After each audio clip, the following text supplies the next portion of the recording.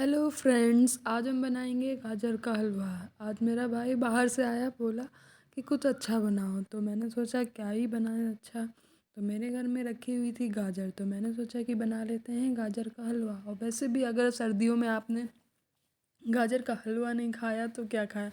सर्दियों में गाजर के हलवा खाने की एक अलग ही बात है। तो सर्दियों में जो आती है गाजर, वो भी मीठी होती है। हाँ, जो आउट सीज़न में आती है वो इतनी अच्छी नहीं होती है, लेकिन ये जो सर्दियों वाली गाजर होती है ये बहुत अच्छी होती है। तो हमें लेनी है 2 किलो गाजर। मैंने ली है 2 किलो गाजर। और उसको करना है हमको कद्दूकस। तो हम क्या करेंगे, पहले गाजर लेंगे और उनको अच्छे से वॉश कर लेंगे। वॉश करने के बाद हम उनके जो स्टार्टिंग का और लास्ट का जो पार्ट है उसको कट कर देंगे थोड़ा थोड़ा सा। और फिर उसके बाद उसको कर लेंगे कद्दूकस। तो हमें आराम आराम से कद्दूकस करना है। हाँ, और सबसे ज़्यादा टाइम गाजर का हलवे में गाजर कद्दूकस करने में ही लगता है। और जितना ही अच्छा हम लोगों को गाजर का हलवा खाने में अच्छा लगता है, उससे ज़्यादा कहीं टाइम हमें कद्दूकस करने में लगता है। तो सबसे बोरिंग काम जो है गाजर का हलवा बनाने में, वो है गाजर को कद्दूकस करना। तो बहुत अ, आराम से धीमे धीमे धीमे धीमे हमको अपनी गाजर कद्दूकस कर लेनी। जितनी भी गाजर थी वो सारी मैंने कद्दूकस कर लिए। देखिए, इतनी गाजर हुई थी 2 किलो में। ये अभी बहुत ज़्यादा लग रही, लेकिन जब हम बनाएंगे, बन के जब हमारा रेडी होगा हलवा, तो वो बहुत कम उसकी क्वांटिटी रह जाएगी। तो और हम उसके बाद लेंगे ड्राई फ्रूट्स। तो ड्राई फ्रूट्स में हमें क्या क्या लेना है। ड्राई फ्रूट्स में हम लेंगे बादाम और काजू।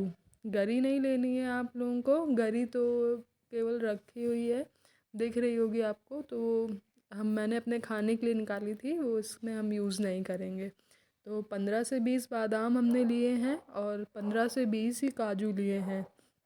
बादाम को आप ऐसे काट सकते हैं जैसे मैं काट रही हूँ। पहले बीच से 2 पार्ट करेंगे, फिर उसके बाद हम जो हाफ पार्ट है उसके भी हाफ कर देंगे। या तो फिर इसको आप और छोटे छोटे टुकड़ों में काट सकते हैं। और आपका जैसा मन करे आप वैसे काट सकते हैं। इसमें कोई बाउंडेशन नहीं है कि आप ऐसे ही रखें, जैसा आपका मन करे है वही कर सकते हैं। एक काम है वो गाजर को कद्दूकस करना, और दूसरा है ये ड्राई फ्रूट्स काटना। ड्राई फ्रूट्स काटने में भी काफ़ी टाइम लग जाता है, तो ये बहुत हार्ड भी होते हैं, इसलिए तो सबसे ज़्यादा यही 2 चीज़ में टाइम लगता है। फिर बाकी सारी चीज़ें आराम से हो जाती हैं। तो धीमे धीमे हमें ये भी कर लेना है, और उसके बाद फिर हम अपने काजू काटेंगे। जब हमारा ये रेडी हो जाएगा तो फिर हमें इनको करना है, इनको हम लेके हमें इनको रोस्ट करना होगा। तो पहले हम अपना ये रेडी कर लेते हैं, फिर उसके बाद हम इनको ड्राई फ्रूट्स को लेके उसको घी में हम रोस्ट करेंगे।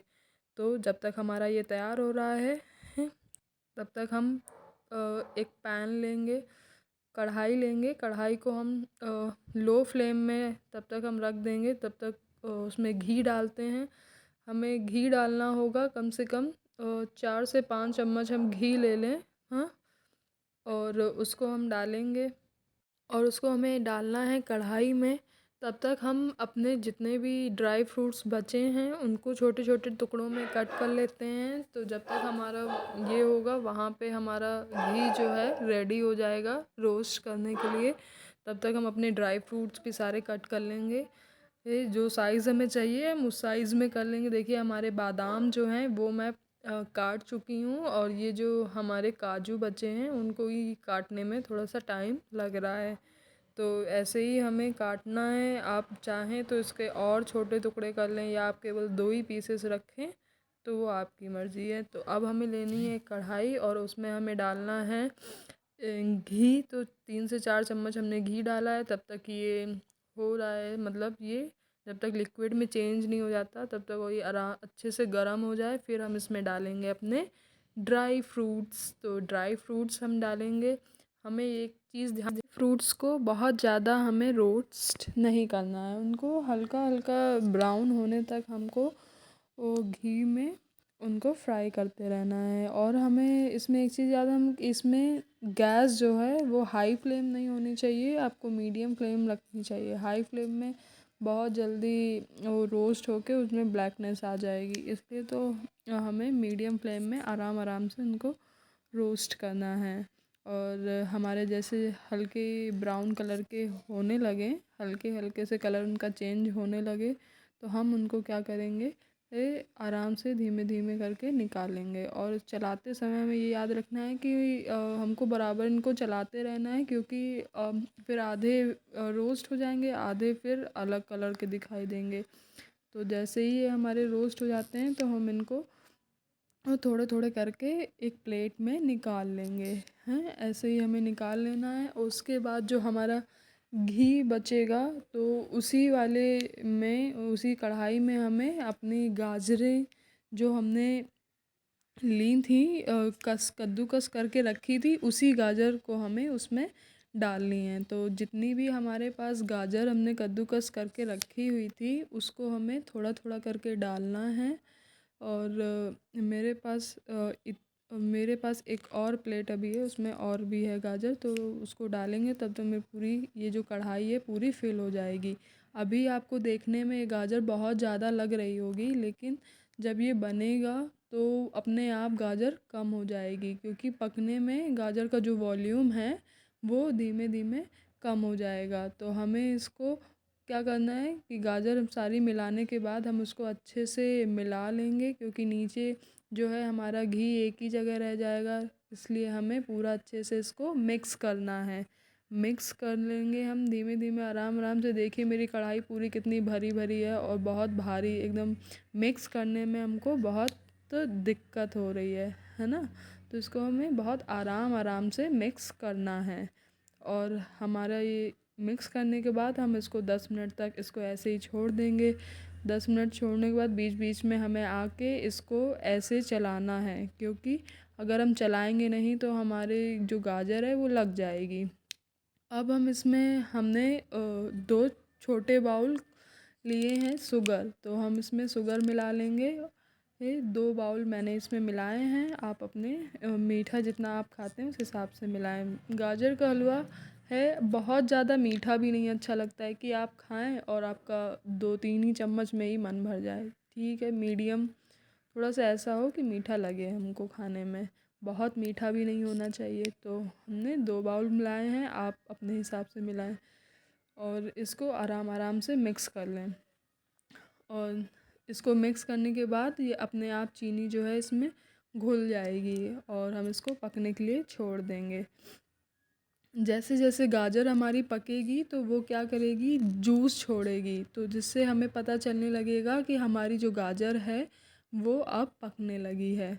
देखिएगा अभी 10 मिनट के बाद आप इसमें गाजर अपना जूस कैसे ये छोड़ती है।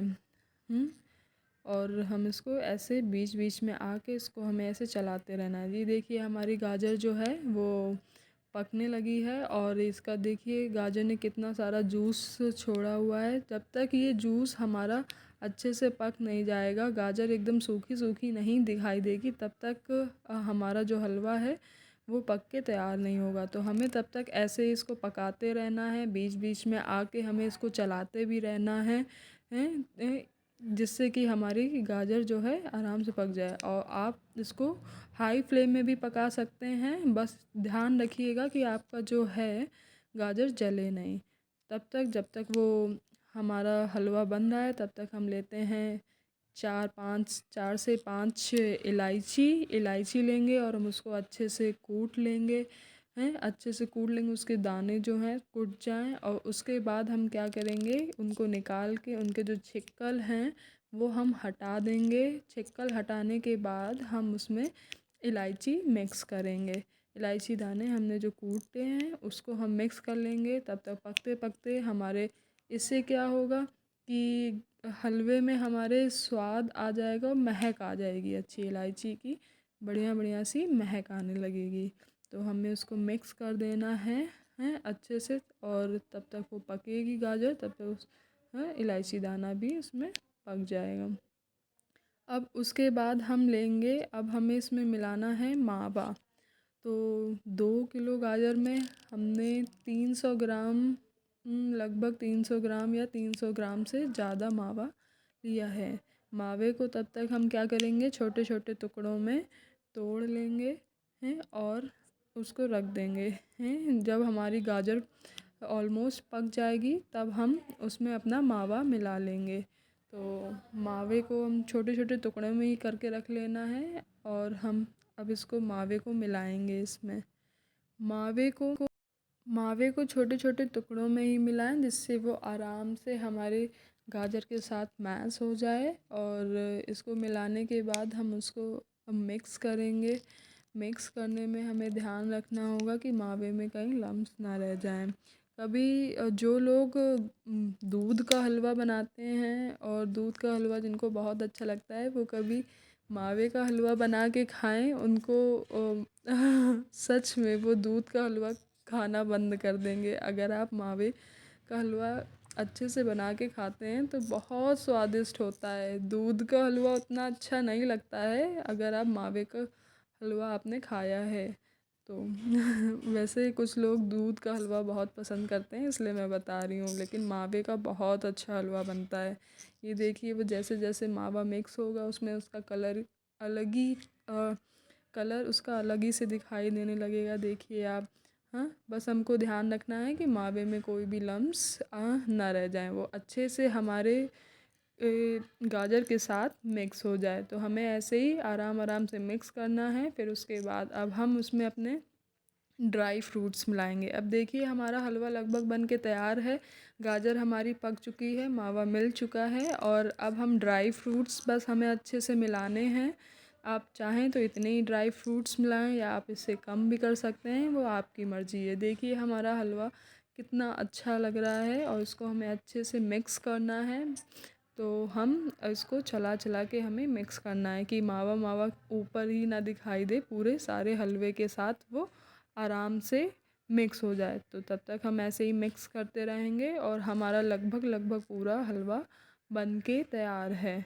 देखिए आप ज़ूम करके भी अभी मैं दिखाऊंगी आपको कि कितना अच्छा टेक्सचर आया है, कितना अच्छा लग रहा है।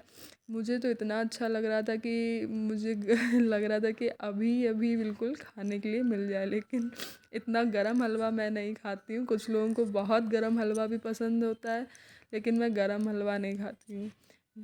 कुछ लोग ठंडा भी खाते हैं। ये देखिए मैं आपको ज़ूम करके दिखा रही हूँ कितना अच्छा कलर, कितना अच्छा, बिल्कुल जैसे हलवाई बनाते हैं, जैसे हम शादियों में खाते हैं शादियों वाला हलवा, बिल्कुल ऐसे ही बनता है जैसे मैंने बनाया है। आप इसको ट्राई करिएगा, देखिएगा कितना अच्छा बनता है। फिर मुझे कमेंट करके बताइएगा। अगर आपको रेसिपी अच्छी लगी हो तो मेरा channel like share and subscribe करें। और ये मैंने अपने लिए सर्व करके रखा है, अब मैं खाऊंगी। तो आप भी कमेंट करके बताएं कि आपको हलवे की रेसिपी कैसी लगी और आप भी ट्राई करें। ये देखिए, तो मेरे चैनल को लाइक शेयर एंड सब्सक्राइब करें। Okay bye.